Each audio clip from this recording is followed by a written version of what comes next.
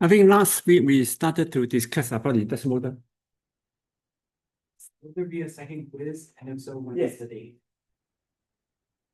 According to our time schedule, we got another quiz 2 near the end of the semester.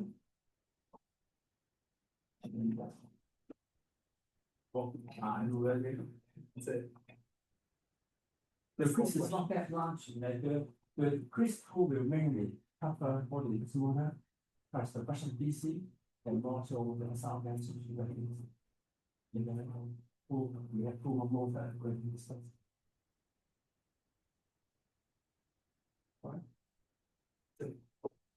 Usually the quiz have a lower grade than the homework.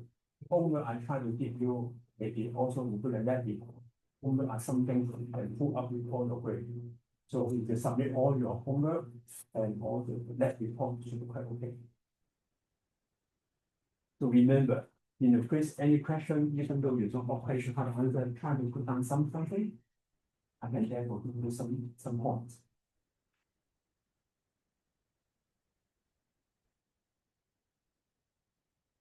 So the other day we discussed the induction motor control.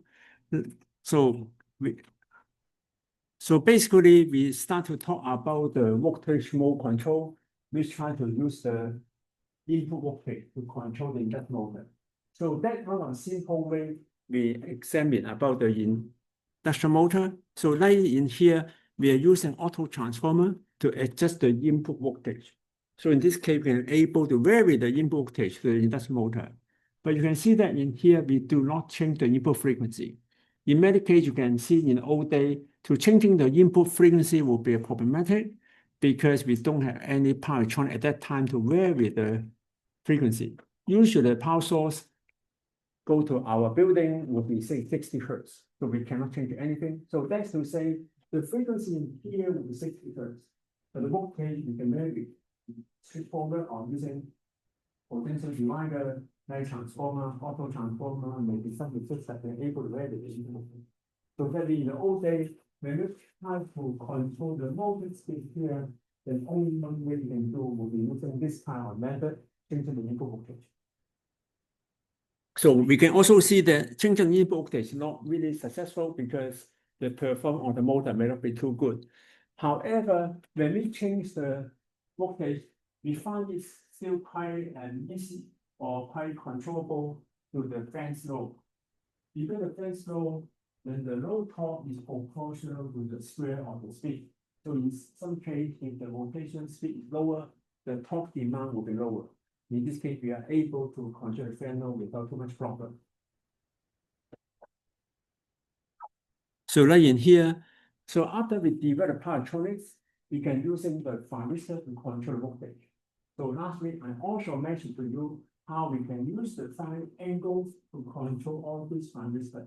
So this thyristor basically will be a kind of the controllable diode. You can see the symbol here, diode has a kind of the gate. So this points to the gate. So we find by using certain pulses and then the gate, we are able to turn on the thyristor. Like after turn on will become more look like a diode. So we have anti-parallel connection to them so that you can able to conduct both positive cycle and negative cycle. So in this case, you can able to control the input voltage. So we can increase the firing angle. That means if we increase the firing angle alpha, that means we delay the turn on time for the thyristor. That means we reduce the voltage. So the best way is to change the firing angle to 0 when the full voltage applied to the motor.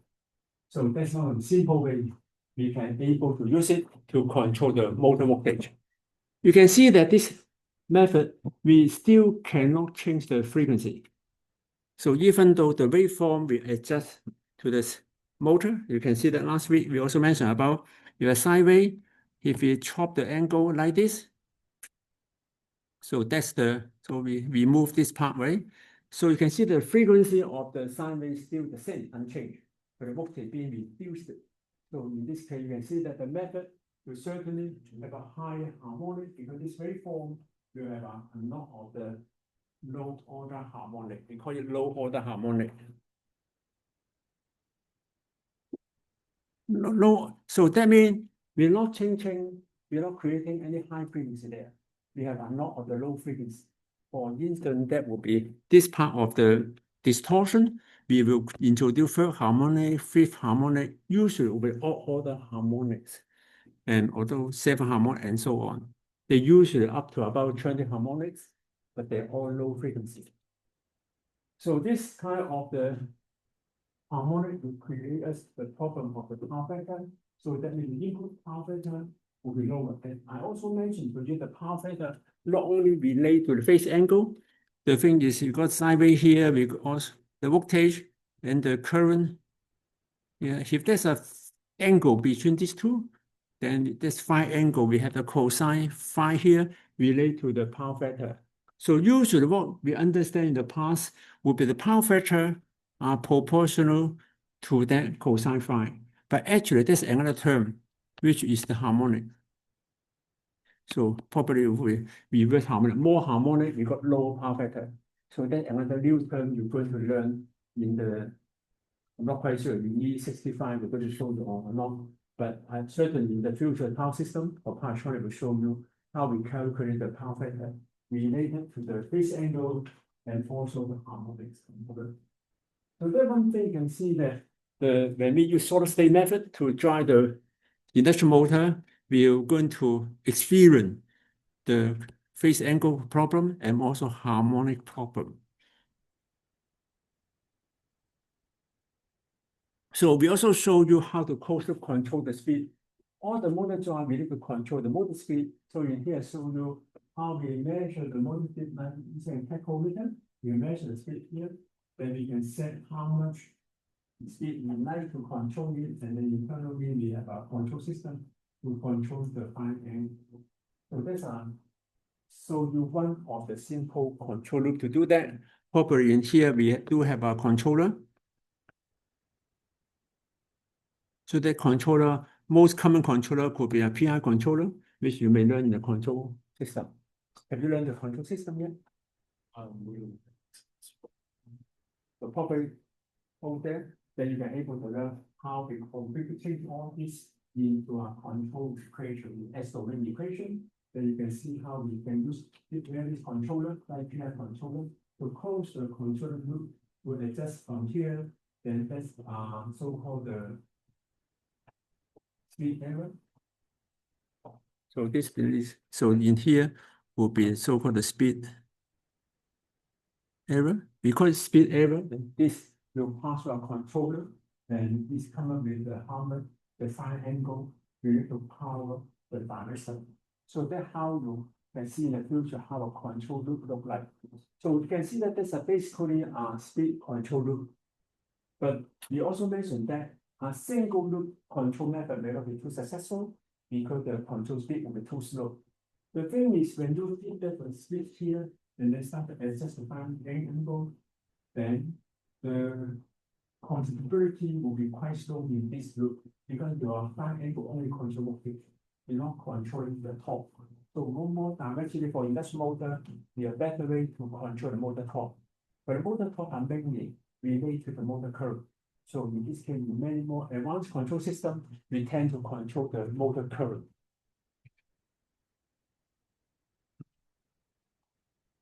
And then one of the typical things will be that we mentioned about the frequency. In the previous few slides, we only use the motor voltage to control them, but we need to mention that using frequency to control will be even better because we are now trying to adjust the synchronous speed of the motor. So if you try to control the motor speed always become quite small, then that means the efficiency of motor would be much larger. So we have a characteristic like in this one, right? So the peak torque will be in here, but the efficiency also in here. So this region actually will be the region of operation. We tend to all the motor operate in this region. So in the future, you can see that we tend to adjust the input frequency for the motor. That means the synchronous frequency for the motor, because we know that if the speed is small, when the speed is small, means your motor speed and the single speed is close to 600. So in this case, this operation region usually the speed is small. So we can, so that means you want to control the motor speed, you also need to control the single speed. Control the single speed, you also need to control the input frequency, F1. So that's the strategy we tend to use. So that's to say, in here we have been develop our formulation to use the voltage are actually proportional to the magnetic flux. All the motor we tend to operate the motor at the best performance of magnetic flux. So and then from that formulation, found that the magnetic flux is actually proportional to the voltage to the frequency ratio. So we're able to keep this ratio at the best performance, then magnetic flux also become best performance. What's the best performance? So that means if the motor voltage is say 100, the frequency 60, we always keep these two ratios as the same and change constant. So that's what we tend to do. So that's why we come up with a curve which to show you the V over F usually will be a fixed constant. And then we also mentioned to do this does not pass for the zero here, origin. Then this is the voltage drop due to R1 resistance, the state of resistance. Because especially the frequency is really small and quite low when we want to drive the motor at very low speed. They're not able to start the motor properly because the motor current are proportional to torque. So given the low speed, you still need certain torque to drive the motor. So that means there is certain current in the stator side still needed. That current will therefore create you with the voltage drop in the stator side. So that's to see, you can see that in here, even though you run a motor at really low speed, but the current here still unchanged. This current is the current to drive the motor, drive the torque, created with the motor torque. So at any value of motor torque, this current still a certain amount of iron current. The voltage drop here will still be there. So that is the thing we like to do the compensation. So in theory, V over S will be a constant, but the V voltage here actually is the voltage in here. So that is saying we have this voltage. Again, the frequency will be the constant in order to have a best motor flux to drive the motor. But the input voltage here is V1. So we need to adjust slightly what kind of voltage drop in here so that the provide us with V over F constant. So that's why for all the motor drive system, we tend to increase slightly the input voltage to compensate for the voltage drop in R1 or maybe X2. So that we will voltage drop it. But we also mentioned last time we have done a tutorial to you all. So which we say we have tutorial, we say we have R1 resistance 0.8, and then we calculate how much voltage will be need to apply to the motor. Then you find that for low frequency, then we use this kind of ratio and calculate with this 6 volt for the proportional ratio when you have high voltage, high speed, then we have 460 and 430. So that's the ratio. Typical V over F relationship. But because the voltage drop on the R1, then we need to add additional voltage to drive the motor. So this is to compensate voltage drop at the R1. So if we do that, then we can see that originally ideal line V over F control with this one, but now we're adding the voltage drop on the R1 resistor. So we got have a high voltage to drive the motor. So even though if you have other frequency, if you do that, then it seems that we got high voltage. But actually, we adjust this. This voltage usually will be limited because we need to compensate for R1. So when we have high voltage, then we don't need to increase the voltage so much. Because usually for motor manufacturer, they already are compensating for high voltage drive to the motor. So the actual contribution due to R1 voltage drop will not be that significant. So that to say that ordinary 460 volt, we already included the voltage drop on R1, but only in the low voltage, the R1 drop will be too significant to affecting the even voltage in the motor. So this tutorial will show you the voltage drop will be very will always be important, but for high voltage, this 36 volt only included in the multi-drive. So that is to say, our curve here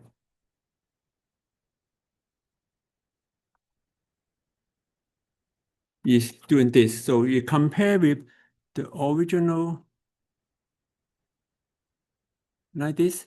So that's the difference here is so-called the boost voltage. Boost voltage is a term that really popular for all the induction motor drive. We only boost voltage by this amount unequal to the voltage drop on the R1. But in the high voltage side or high gain side, you don't need to care anything about it. The manufacturer or accommodate these changes. But only in the low frequency driving or low voltage operation, you need to include the R1 voltage drop. So then all. So the theoretically, we can do that, but actually, we don't need to worry too much about it. Mainly will be, if you do that, then the unwanted voltage rating will too high, and the effect for R1 drop already included in the motor drive design. We don't need to worry about it. So the key thing we like to reassure you. So anyway, so let's continue with what we discussed the other day. So you can see that for the motor drive system, the motor itself is AC. We need to create AC from the inverter. And the inverter input actually is a DC. So strictly speaking, for all the inverter, we are now convert the DC into AC to drive the motor. But where the DC come from? The DC actually come from our input, three-phase input, that rectify them into DC. And then you can, that's why you can see that the system will be AC to DC, and then DC to AC. That's how the typical inverter system looks like. So when you try to procure or buy an inverter for the market, so it usually the whole thing in here.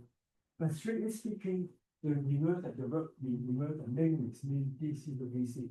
But currently today, because our input already supplied the AC, so that's why we need to rectify that first.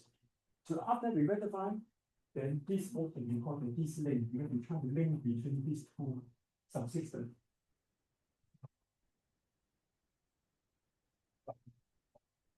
And then the control method.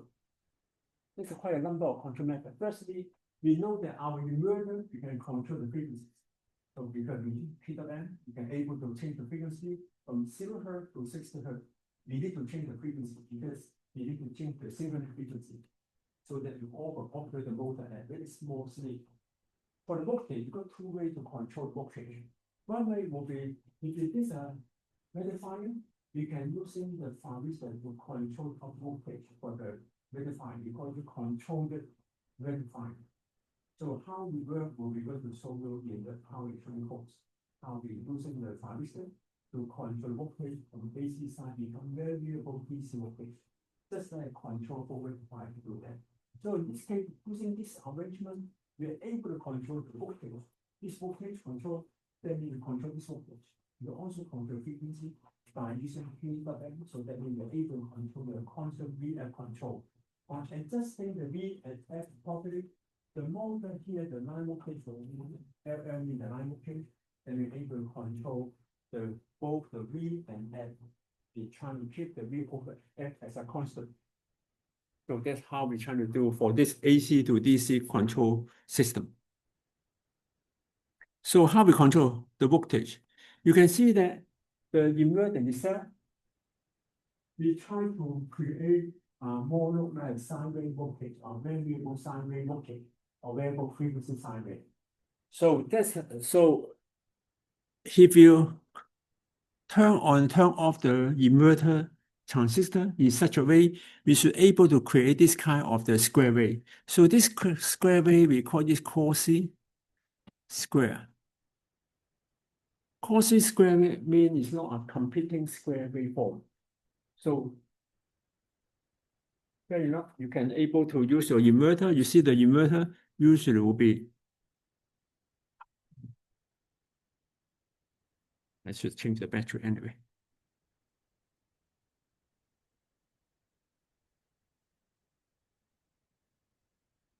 So that will be the output, right?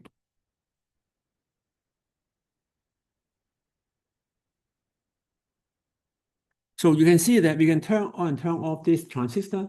You should able to create this line voltage in this pattern. How to create it, then you can figure out if you turn on this one and also turn on this one, our cross voltage here will be equal to 0. Then if you turn on this one and turn on this transistor, the voltage here will be become positive. And vice versa, we can create that voltage. So we can manipulate with this on-off pattern here, we can create this voltage. So this voltage can adjust the pulse width or also the frequency. So that's why we can able to create this variable voltage and variable frequency. So you can see that this voltage waveform is not quite a sine wave.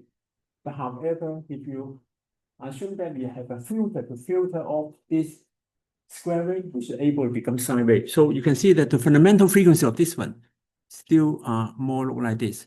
So in theory, if you pass through a low pass filter, we're able to create a sine wave with this frequency. If this square wave, of course, this square wave form 60 Hertz, then after low pass filter still becomes 60 Hertz sine wave. Then the motor itself, because the motor inside motor is a high inductance, the motor itself can able to perform the low pass. So that means you even to apply a square wave like this, the motor will just emerge and is still sine wave.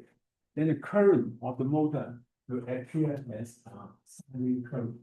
But bear in mind, you can see that still there's a phase angle between these two. So this phase angle the power factor for the motor.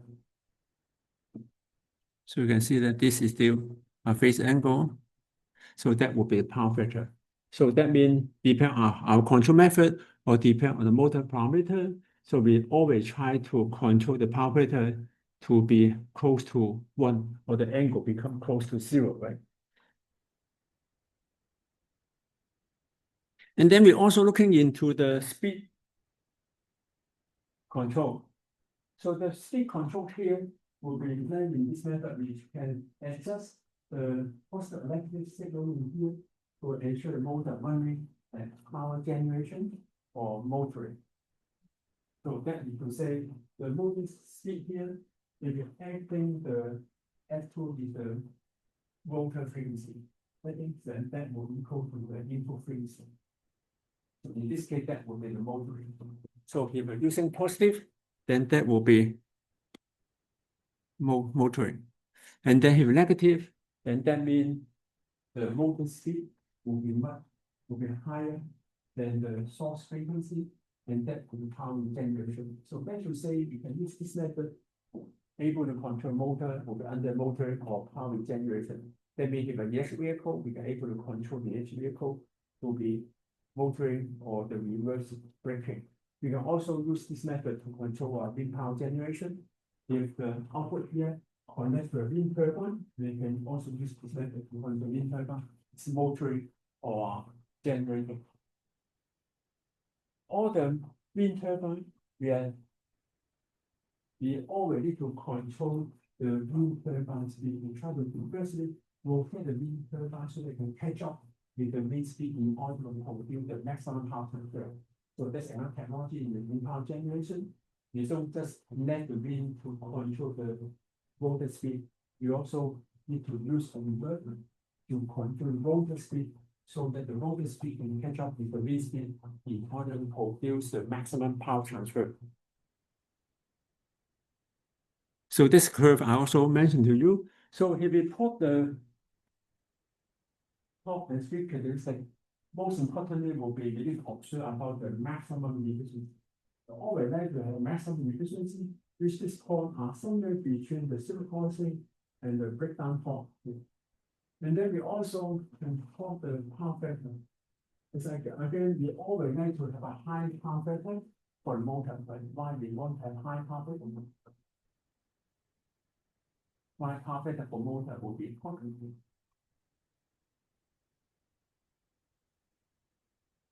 Better efficiency because the voltage and current are aligned.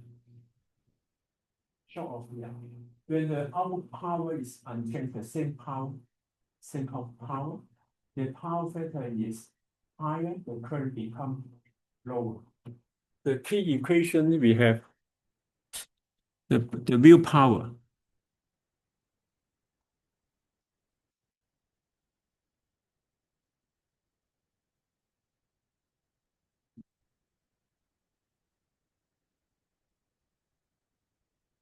Anyway.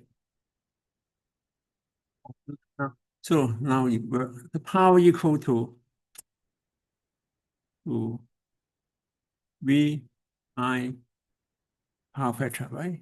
So if the output power for any motor, output power mean the mechanical output power is unchanged, then if we have a higher power factor, then this current can become lower. Voltage unchanged anyway, it's still input voltage. Say under 20 volt, we can't change the input voltage. But that's the way we can able to have a less current in the system. Yeah. So that means we can reduce the power losses, reduce the conduction losses. So that's why how high power factor for a motor will be necessary. So you can see from this curve, we can able to always operate in this region, the safety region. Then the slip will be usually small, usually just a few percent in this region.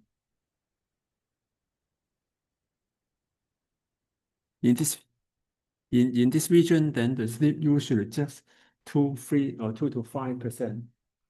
So 2 to 5%, that means we need to control the synchronous frequency close to the motor frequency. If you want to adjust the motor speed, you just change the FM frequency. So that's what we're trying to do. So this curve will show us why we need to use the constant wave control, why we need to control the V1 frequency accordingly with the motor drive. So this method, if you see the constant wave control is really famous method for motor drive. All the basic motor drive will stay with the constant wave control. Although in the future we may learn other torque control method like the direct torque control or weather control, field on input control. They're more advanced control methods, but they all based on the constant wave control. Constant wave control means the ratio for V and F are always maintained constant. Only in the first column of the operation. So that means we have this control, right? So the first region here is the constant torque region, this first region. And then second region here is the constant power region. You see these two region operation, the industrial motor and DC motor are the same. We also have these two columns operating. But you can see that in here, constant wave control, we usually will be applied in this region. So constant wave control will be using this region. In the next region, constant power, we have another way of operation. Think about that.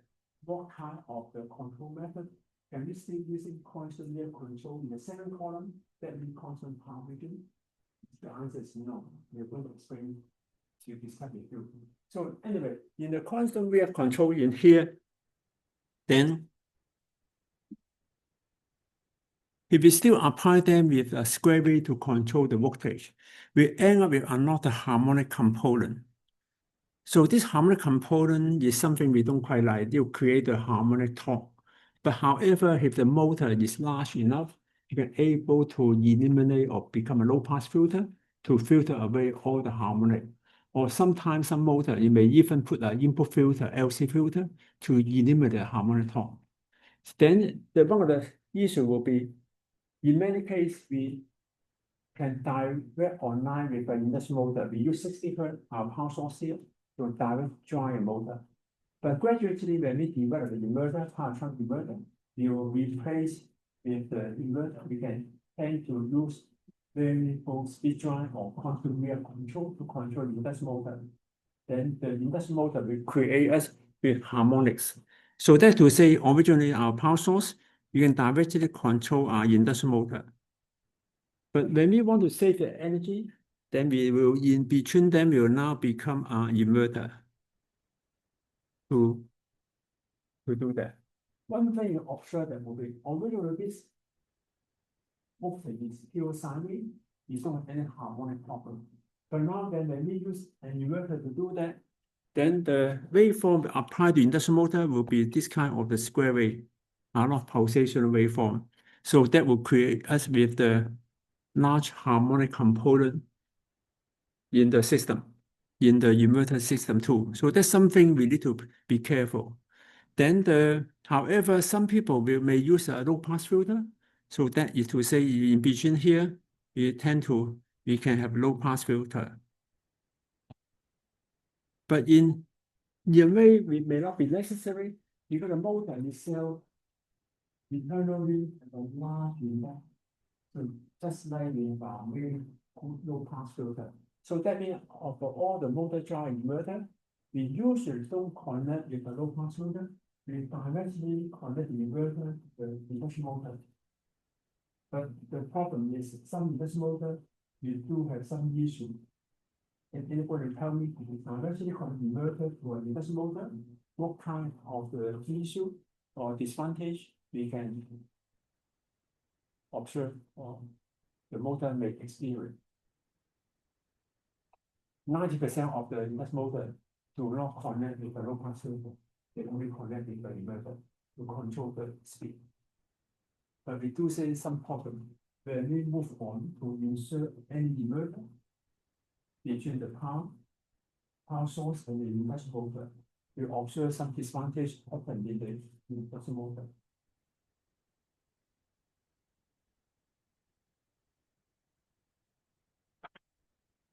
So this inverter, we're going to use Peter M pulse moderation to try that. So there's some good thing like the waveform I showed you. But the problem is here, all the waveform here will be with high frequency PWM. Like in here, we're not only using this waveform. If you check the inverter, we are using pulse width modulation waveform, which will be something like that. So the actual waveform we apply to the motor, we try to modulate a sine wave by using this PWM. So actually, you can see that the pulse width are varied according to the requirement of sine wave. When the sine wave is high amplitude, we use wider pulse width and more voltage. And vice versa in here, we use 50% of the inclination. So that means for all the inverter we are using, in the old days, probably 40 years ago, we were using this simple waveform. So this, in this case, would be say equivalent to 60 Hertz. But in the old days, but now then we got high frequency power electronics, then we are going to use this kind of waveform. So this will be high frequency. So the switching frequency here, we use more than 20 kilohertz, from 20 kilohertz to 100 kilohertz. So this frequency are equivalent to 20K hertz to about 100 kilohertz. So the higher the frequency, then we can able to emulate the sine wave in much higher resolution, more look like sine wave. You can see that before when we use this waveform to create a sine wave, it won't look like sine wave. That will be sine wave with unlock the harmonics. But now then, if we use this waveform, much higher frequency, then this waveform after the first analysis, we see that would be a more look like a pure sine wave. Together with our carrier will be thanks for filter, but that will be very easy to filter by any motor.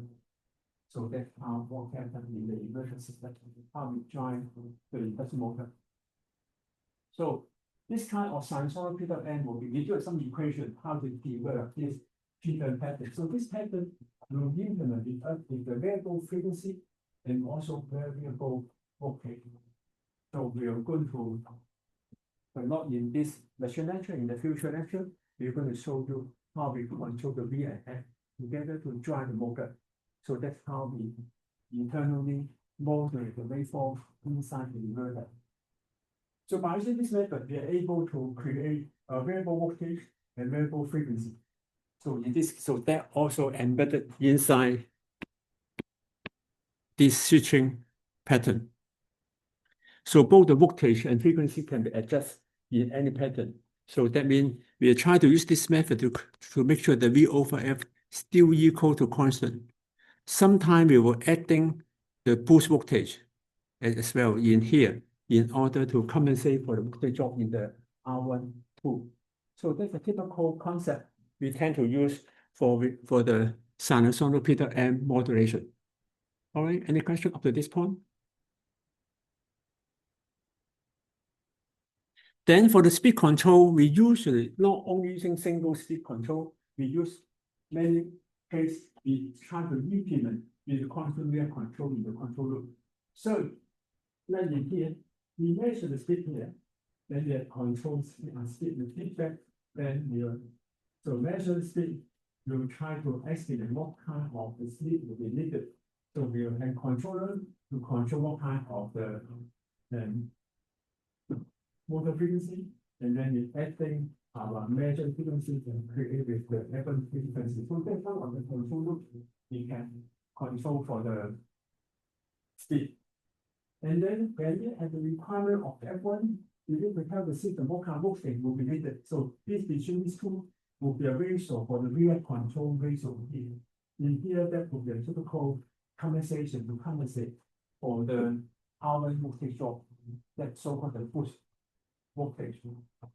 So that's how we can see our basic control look like. We need to control the speed. We also need to control the VF ratio.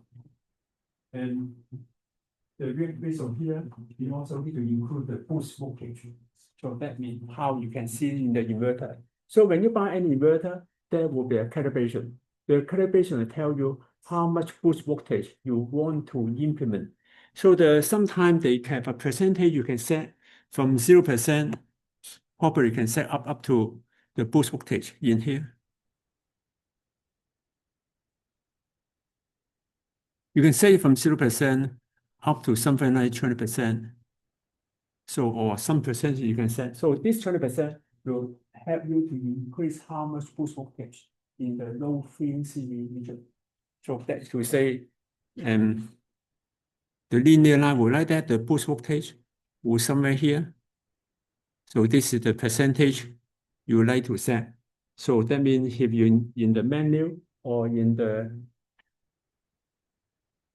human interface of the inverter, you can able to set this percentage. So this percentage usually can be produced by the manufacturer to tell you how much interfacing, how much boost voltage you like to set. So usually what I did was get the manufacturer data. If not, I will start by myself, increase the boost voltage slightly by small percentage until the motor is able to start properly at the 0 speed. So here will be the equation to show you how we're able to calculate the F1 by using the measurement for the rotor and also the slip to get the F1. This is typically basically from our slip equation. And then one thing we like to develop further will be about the maximum motor torque. You see the motor torque are provided by this formula. Then the I1, so the I2 current will be related to the I1, will be just like a potential divider. So we can relate I2 and I1 like that. So that is to say, although the mechanical torque are proportional I2, which is in the motor side, but actually you can also estimate the motor torque by using I1 because these two are related to each other by this simple potential divider. So in many cases, you can therefore estimate the motor torque by using I1 current, the stator side current. Strictly speaking, more accurately speaking, we need to use the motor current. But motor current we cannot measure, impossible, because internally. So what we can do using this equation, we can still approximate that the motor torque is proportional to I1 squared. So that's simple enough, we can able to control or regulate the motor torque. So after we've done that, then we can start to develop the motor torque system. As I mentioned before, we need to control the motor speed. We also like to control the motor torque. So that should say you can able to see control this feedback here, and then F2 become a synchronous frequency F1. You see what kind of the equal frequency you control that. And then we also measure the motor voltage and current. When we have the current, then we can have our torque requirement. We want to control motor at certain amount of torque, but your torque is proportional to I1 squared. square of this one will control our control loop that mainly is the current loop, or that current loop is equivalent to the top loop. So we have two loop there. One we control the motor speed, the other one we control motor torque. The motor torque actually will become our input voltage. So in this case, you will therefore have one of the torque, one of the speed, both of them will control the V1 and F1 voltage. So that's one of the typical way we're able to control induction motor. So that is one of the basic method we try to do, but the disadvantage of this method will be the torque only use it to influence this motor voltage. But that doesn't mean we're able to control exactly what kind of motor torque we trying to apply to them. It more look like a mixing between the voltage mode control and also the continuity control. So this kind of control method is okay, but not really high performance as compared to other motor torque control system. In here, just introducing you how we're going to control the motor by using both the torque control with a torque control loop here. Based on the value relationship, we also create a simple speed control to do how we can calculate the emission frequency level from the slip and also the and so that's one of the control methods we tend to apply to you.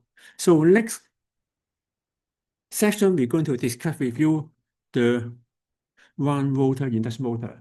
That's also really interesting. We don't spend too much time on here, but we just show you that we will have a motor which is able to connect the resistor or external circuitry to the rotor circuit. That means we are able to adjust R2 resistance. So that's also interesting. So we are going to go through it next, or actually Wednesday. Any other questions? Okay. Okay, see you then. Bye-bye. Bye for now.